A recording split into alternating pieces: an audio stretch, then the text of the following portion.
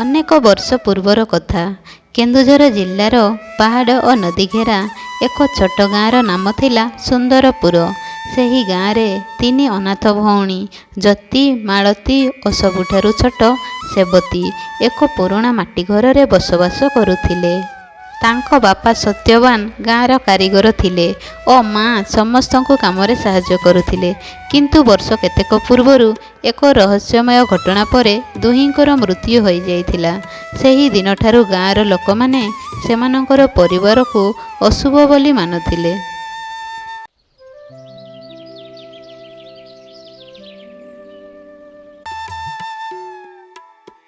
ଦିନେ ସକାଳେ ଘରର ମାଲିକ ରଘୁନାଥ କ୍ରୋଧରେ ଘରକୁ ଆସି ଚିତ୍କାର କରୁଥିଲେ।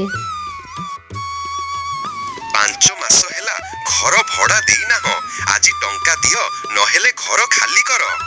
କାକା, ଆଉ ମାତ୍ର ଆମକୁ 7 ଦିନର ସମୟ ଦିଅନ୍ତୁ।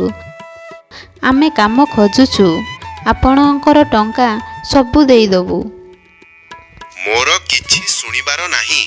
ଟଙ୍କା ଦିଅ, ନହେଲେ ଏବେ ଏହି ଘର ଖାଲି କର। ଦିଦି, ଆମେ ଏବେ କେଉଁଠିକୁ ଯିବା? ମୋତେ ତ ଭାରି ଡର ଲାଗୁଛି।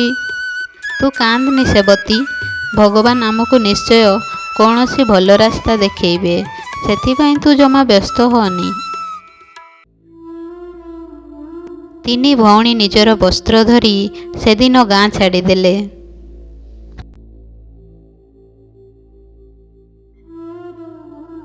ସନ୍ଧ୍ୟା ବେଳକୁ ହଠାତ୍ କଳା ମେଘ ମାଡ଼ି ଆସିଲା। ଦିଦି, ବର୍ଷା ଆସୁଛି ଦେଖ। ଏବେ ଆମେ କ'ଣ କରିବା? ଦେଖ ଦେଖ, ସେ ଆଗରେ ଜଙ୍ଗଲ ଦେଖାଯାଉଛି।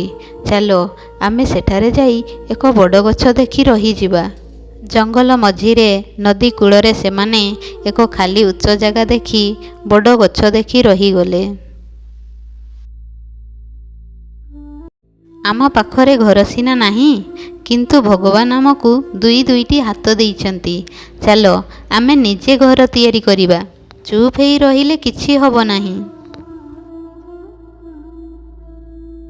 ତିନି ଭଉଣୀ ମିଶି ବାଉଁଶ, କାଠ, ପତ୍ର ଓ ମାଟି ଆଣି ଗୋଟିଏ ଛୋଟ କୁଡ଼ିଆ ଘର ତିଆରି କରିଦେଲେ। ଦିଦି, ଏହା ଛୋଟ ହେଲେ ମଧ୍ୟ ଏହା ହେଉଛି ଆମ ନିଜର ଘର। ହଁ ସେବତୀ, ତୁ ଠିକ୍ କହିଛୁ। କେହି ଆଉ ଆମକୁ ଏଠୁ ବାହାର କରିପାରିବେ ନାହିଁ। ରାତି ହେଲା, ସେମାନେ କନ୍ଦମୂଳ ଖାଇ ଶୋଇପଡ଼ିଲେ। କିନ୍ତୁ ମଧ୍ୟରାତ୍ରିରେ ଭୟଙ୍କର ବର୍ଷା ଆରମ୍ଭ ହୋଇଗଲା।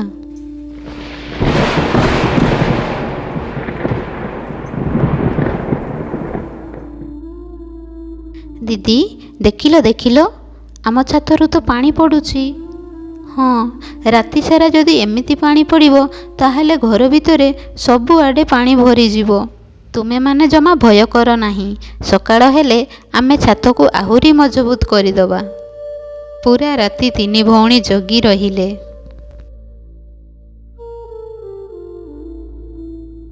ସକାଳେ ବର୍ଷା ବନ୍ଦ ହେବା ପରେ ସେମାନେ ଛାତରେ ମୋଟା ମାଟି ଲଗାଇ ଘରକୁ ଆହୁରି ଶକ୍ତ କରିଦେଲେ। ଘର ତ ହେଇଗଲା, କିନ୍ତୁ ପେଟ ପାଇଁ କାମ ଦରକାର ଥିଲା। ସେମାନେ ଗାଁର ପ୍ରତ୍ୟେକ ଘରକୁ ଯାଇ କାମ ମାଗିଲେ। ମାଉସୀ, କିଛି କାମ ମିଳିବ? ଆମେ ସବୁ କାମ କରିପାରିବୁ। ତୁମେ ଯାହା କହିବ ଆମେ କରିବୁ। ବାସନ ମାଜିବୁ, ରୋଷେଇ କରିବୁ, ଘର ସଫା ମଧ୍ୟ କରିବୁ। ଆରେ, ଏମାନଙ୍କୁ କାମ ଦିଅ ନାହିଁ। ଏମାନଙ୍କ ପରିବାର ଅଶୁଭ ଅଟେ। ଯିଏ ଏମାନଙ୍କୁ କାମ ଦେବ, ସେ ବର୍ବାଦ ହେଇଯିବ। ଦିଦି, ସମସ୍ତେ ଆମକୁ ଏତେ ଘୃଣା କାହିଁକି କରୁଛନ୍ତି? ସେଇ କଥାକୁ ମୁଁ ମଧ୍ୟ ବୁଝିପାରୁନାହିଁ ସେବତୀ।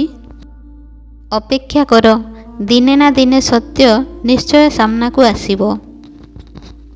ଠିକ୍ ସେତେବେଳେ ଗାଁର ସବୁଠାରୁ ଧନୀ ବ୍ୟକ୍ତି ଧନେଶ୍ୱର ସାହୁଙ୍କର ଚାକର ସେଠାକୁ ଆସିଲା।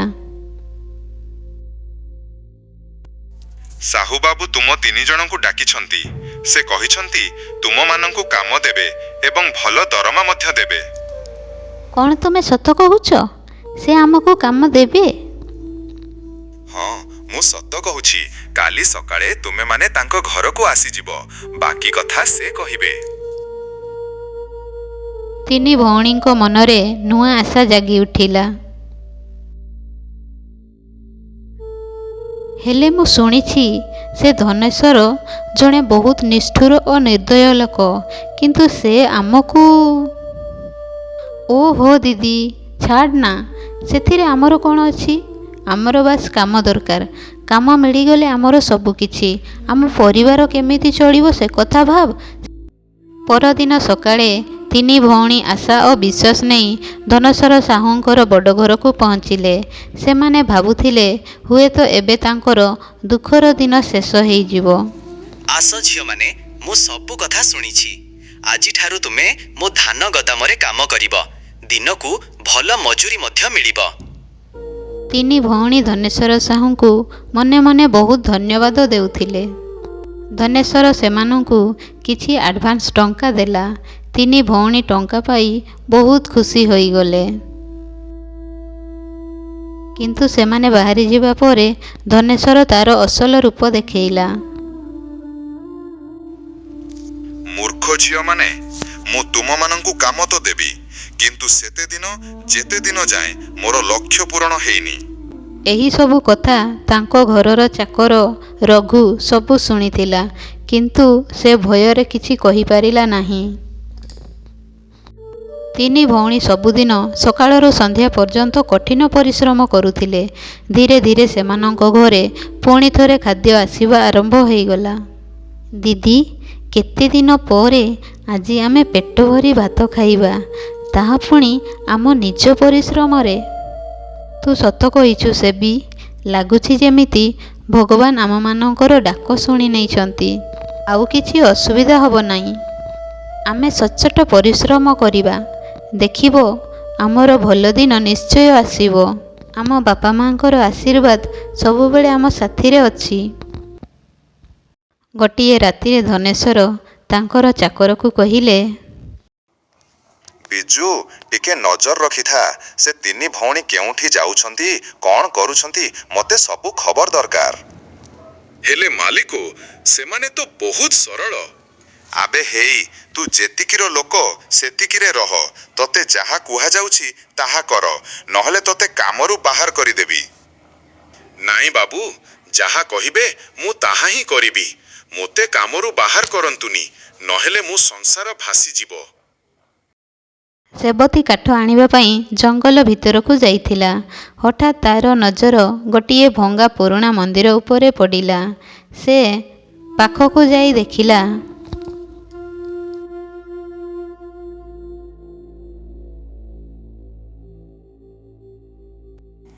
ହାଁ ଝିଅ, ତୁ କିଏ? ଆଉ ଏଇ ଜଙ୍ଗଲରେ ତୁ ଏକା କ'ଣ କରୁଛୁ? ବାବା, ମୁଁ ହେଉଛି ସେବତୀ। ମୁଁ ଏଇ ପାଖ ନଦୀ କୂଳରେ ରହୁଛି। କାଠ ପାଇଁ ଆସିଥିଲି। ତୋ ବାପାଙ୍କ ନାମ ସତ୍ୟବାନ ଥିଲା କି? ହଁ ବାବା, ମୋ ବାପାଙ୍କର ନାଁ ସତ୍ୟବାନ। ହେଲେ ଆପଣ ମୋ ବାପାଙ୍କୁ ଜାଣିଛନ୍ତି କି? ମୁଁ ବହୁତ କିଛି ଜାଣିଛି, ହେଲେ ଏବେ କହିହାର ସମୟ ଆସିନାହିଁ। ଦୟାକରି କୁହନ୍ତୁ ବାବା, ସମସ୍ତେ ଆମକୁ ଏତେ ଘୃଣା କାହିଁକି କରୁଛନ୍ତି? ଆମକୁ ତ ଗାଁରୁ ମଧ୍ୟ ବାହାର କରିଦେଲେ। ସତ୍ୟ ବହୁତ ବଡ଼ ଏବଂ ବହୁତ ବିପଦଜନକ ମଧ୍ୟ। ତୁମେମାନେ ସାବଧାନରେ ରୁହ। ତୁମ 3 ଜଣଙ୍କ ଜୀବନ ବିପଦରେ ଅଛି। ସେବତୀ ଘରକୁ ଫେରି ସବୁ କଥା ଜ୍ୟୋତି ଓ ମାଳତୀଙ୍କୁ କହିଦେଲା। ଦିଦି, ମୋତେ ତ ଲାଗୁଛି ଆମ ବାପା ମାଙ୍କ ବିଷୟରେ କୌଣସି ଏକ ବଡ଼ ରହସ୍ୟ ହିଁ ରହିଛି। ହଁ, ଆଉ ମୋତେ ଲାଗୁଛି ଏଇ ଧନେଶ୍ୱର ସାହୁ ବୋଧହୁଏ ସେଥିରେ ଜଡ଼ିତ ଅଛି। ତାର ବ୍ୟବହାରରୁ ଜଣାପଡ଼ିଯାଉଛି। ଏକଥା ଧନେଶ୍ୱରର ଚାକର ବିଜୁ ଲୁଚିକରି ସବୁ କଥା ଶୁଣିଲା। ସେ ଦୌଡ଼ି ଯାଇ ଧନେଶ୍ୱରଙ୍କୁ ସବୁ କହିଦେଲା।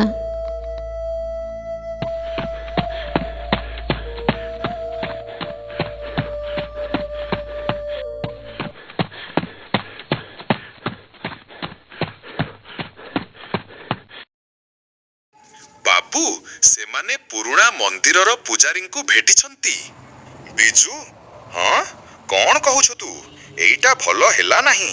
ସେ ବୃଦ୍ଧ ପୂଜାରୀ ବଞ୍ଚିଥିବା ପର୍ଯ୍ୟନ୍ତ ମୋ ରହସ୍ୟ କେବେ ଲୁଚି ରହିବ ନାହିଁ।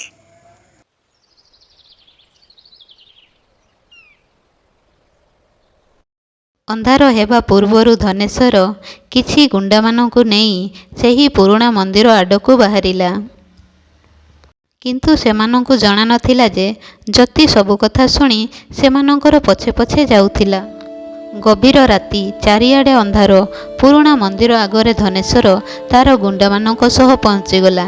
କିଛି ଦୂରରେ ଥାଇ ଜ୍ୟୋତି ସବୁକିଛି ଲୁଚି କରି ଦେଖୁଥିଲା। ସେ ବୁଢ଼ା ପୂଜାରୀ କେଉଁଠି? ତାକୁ ଖୋଜ। ଆଜି ମୁଁ ତାର ମୁହଁ ସବୁଦିନ ପାଇଁ ବନ୍ଦ କରିଦେବି।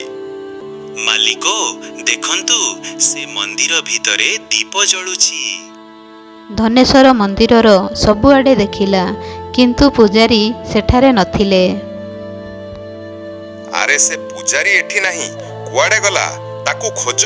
ଆଜି ସେ ମୋ ହାତରୁ ବଞ୍ଚିବନି। ସେହି ସମୟରେ ଜ୍ୟୋତି ଦୌଡ଼ି ଦୌଡ଼ି ଯାଇ ଘରକୁ ଫେରିଲା।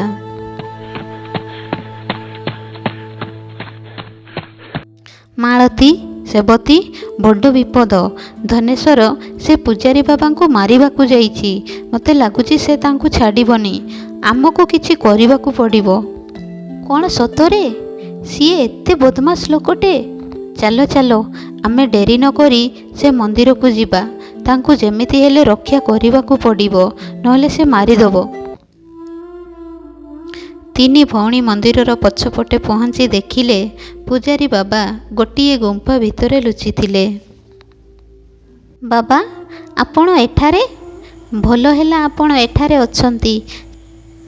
ମୁଁ ଜାଣିଥିଲି ସେ ନିଶ୍ଚୟ ଆସିବ। ସମୟ ଆସିଗଲା ତୁମମାନଙ୍କୁ ସବୁ ସତ କଥା କହିବାର। ଦୟାକରି ବାବା, ଆଉ କିଛି ଲୁଚାନ୍ତୁନି। ଆମକୁ ସବୁ ସତ ଜାଣିବାର ଅଛି। ବର୍ଷ ପୂର୍ବରୁ ମନ୍ଦିରରୁ ଏକ ପବିତ୍ର ରତ୍ନ ଚୋରି ହୋଇଥିଲା। ସମସ୍ତେ ତୁମ ବାପା ସତ୍ୟବାନଙ୍କୁ ଚୋର ବୋଲି ଭାବିଥିଲେ। କିନ୍ତୁ ବାବା, ସତ୍ୟଟା କ'ଣ ଥିଲା ଯାହା ସମସ୍ତଙ୍କୁ ଅଜଣା? ତୁମ ବାପା ଚୋର ନଥିଲେ, ସେ ଅସଲି ଚୋରକୁ ଦେଖିଥିଲେ। ଅସଲି ଚୋରଙ୍କୁ ଦେଖିଥିଲେ? ହେଲେ ସେ ଅସଲି ଚୋର କିଏ? କୁହନ୍ତୁ ବାବା। ଏଇ ବଦମାସ ଧନେଶ୍ୱର ସାହୁ। କ'ଣ? ଧନେଶ୍ୱର ସାହୁ? ବିଶ୍ୱାସ ହେଉନାହିଁ।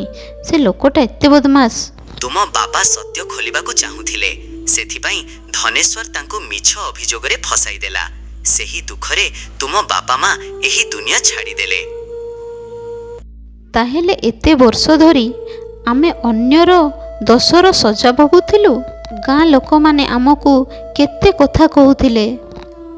ଧନେଶ୍ୱର ଓ ତାର ଲୋକମାନେ ଗୁମ୍ଫା ପାଖରେ ଆସି ପହଞ୍ଚିଲେ।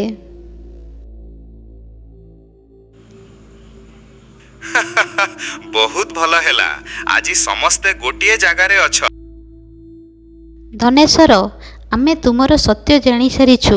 ତୁମେ କେତେ ସ୍ୱାର୍ଥପର। ତୁମ ଦୋଷକୁ ମୋ ବାପାଙ୍କ ମୁଣ୍ଡରେ ଲଦିଦେଲ। ଜାଣିଥିଲେ କ'ଣ ହେଲା? ଏହି ଜଙ୍ଗଲରୁ କେହି ବଞ୍ଚିକି ଫେରିବ ନାହିଁ। ଠିକ୍ ସେତିକି ବେଳେ ଦୂରରୁ ଅନେକ ଗାଁ ଲୋକମାନଙ୍କର ଶବ୍ଦ ଶୁଭାଗଲା।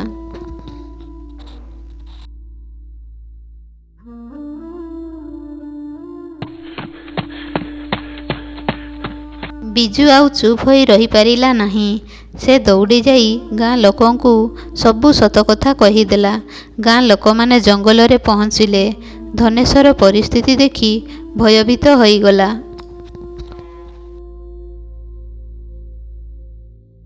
ଚାଲ, ଏଠାରୁ ପଳାଇ ଚାଲ। କିଛି ଗଡ଼ବଡ଼ ଲାଗୁଛି। ଅନ୍ଧାରର ସୁଯୋଗ ନେଇ ଧନେଶ୍ୱର ଜଙ୍ଗଲ ଭିତରକୁ ପଳେଇଗଲା। ଗଲାବେଳେ ସେ ଚିତ୍କାର କରିଦେଇ ଗଲା, ମତେ ଧରିବା ଏତେ ସହଜ ନୁହେଁ। ଯେଉଁ ରହସ୍ୟ ତୁମେ ଜାଣିଛ, ତାର ଅଧା ଏବେ ବି ବାକି ଅଛି। ଧନେଶ୍ୱର ପଳେଇଲା, କିନ୍ତୁ ତାର କଥା ତିନି ଭଉଣୀଙ୍କ ମନରେ ନୂଆ ପ୍ରଶ୍ନ ସୃଷ୍ଟି କଲା। କେଉଁ ରହସ୍ୟ ଏବେ ବି ବାକି ଅଛି? ଧନେଶ୍ୱର କେଉଁଠିକୁ ପଳେଇଲା? ସେ କ'ଣ ସତରେ ଧରା ପଡ଼ିବ? ଧନେଶ୍ୱର ଜଙ୍ଗଲକୁ ପଳେଇଯିବା ପରେ ସମସ୍ତ ଗାଁ ଲୋକ ନୀରବ ହୋଇଯାଇଥିଲେ। ବର୍ଷ ବର୍ଷ ଧରି ଯେଉଁ ତିନି ଭଉଣୀଙ୍କୁ ସେମାନେ ଘୃଣା କରୁଥିଲେ, ସେହି ତିନି ଝିଅ ଆଜି ସତ୍ୟର ପଥରେ ଠିଆ ହୋଇଥିଲେ। ଜ୍ୟୋତି, ମାଳତୀ, ସେବତୀ, ଆମକୁ କ୍ଷମା କରିଦିଅ। ଆମେ ସତ ନ ଜାଣି ତୁମମାନଙ୍କୁ ବହୁତ କଷ୍ଟ ଦେଇଛୁ। ଆମର କାହା ପ୍ରତି ରାଗ ନାହିଁ ସରପଞ୍ଚ ବାବୁ। ଆମେ ତ କେବଳ ଆମ ବାପା ମାଙ୍କ ନାମରୁ ମିଛ କଳଙ୍କକୁ ହଟେଇବାକୁ ଚାହିଁଥିଲୁ। ଆପଣମାନେ ଆମର ବାପା ମା ସମାନ, ତେଣୁ ଆମମାନଙ୍କୁ କ୍ଷମା ମାଗିବାର ଆବଶ୍ୟକତା ନାହିଁ। ସେହି ସମୟରେ ପୂଜାରୀ ବାବା ଗୋଟିଏ ପୁରୁଣା କାଠର ବାକ୍ସ ନେଇ ଆସିଲେ। ଏହି ବାକ୍ସ ତୁମ ବାପା ମୋ ପାଖରେ ରଖି ଯାଇଥିଲେ। କହିଥିଲେ ଯେ ଯେଉଁଦିନ ସତ୍ୟ ପ୍ରକାଶ ପାଇବ ସେଦିନ ମୋ ଝିଅମାନଙ୍କୁ ଏହା ଦେବ। ଜ୍ୟୋତି ବାକ୍ସଟିକୁ ଖୋଲିବା ମାତ୍ରେ ତା ଭିତରୁ ଗୋଟିଏ ଡାଏରୀ, କିଛି କାଗଜପତ୍ର ଓ ଗୋଟିଏ ରୂପାର ମନ୍ଦିର ଚାପି ବାହାରିଲା। ଦିଦି ଦେଖ, ଏଇ ଡାଏରୀରେ କ'ଣ ଲେଖା ହେଇଛି? ଏହି ଡାଏରୀରେ ସବୁ ସତ୍ୟ ଲେଖା ଅଛି। ଧନେଶ୍ୱର କିପରି ମନ୍ଦିରର ରତ୍ନ ଚୋରି କରିଥିଲା ଏବଂ କିପରି ତୁମ ବାପାଙ୍କୁ ମିଛରେ ଫସାଇଥିଲା, ସବୁ ପ୍ରମାଣ ଏଥିରେ ଅଛି। ପରଦିନ ସକାଳେ ସରପଞ୍ଚ ପୋଲିସକୁ ଡାକିଲେ। ଡାଏରୀ ଓ ସମସ୍ତ ପ୍ରମାଣପତ୍ର ପୋଲିସଙ୍କୁ ଦିଆଗଲା। ଏହି ସମୟରେ ଖବର ମିଳିଲା ଯେ ଧନେଶ୍ୱର ସହରକୁ ପଳାଉଛି।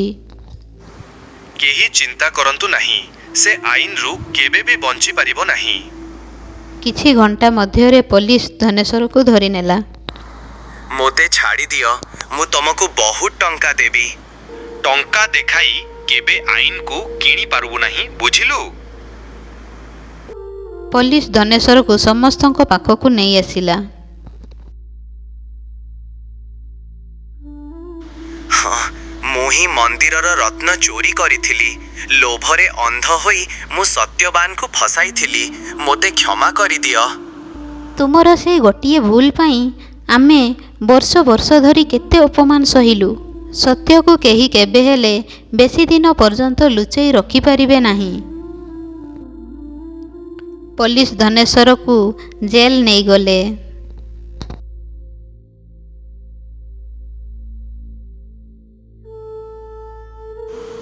ମା ମାନେ, ତୁମେ ଆଉ ଏହି ଜଙ୍ଗଲରେ କ'ଣ ପାଇଁ ରହିବ? ଗାଁକୁ ଚାଲ।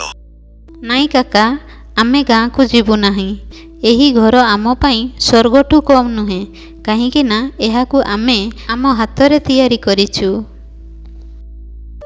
ଠିକ୍ ଅଛି, ଯାହା ତୁମମାନଙ୍କର ଇଚ୍ଛା।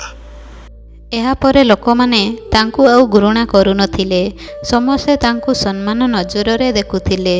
ତିନି ଭଉଣୀ ଜଙ୍ଗଲରେ ମନ ଖୁସିରେ ରହିଲେ।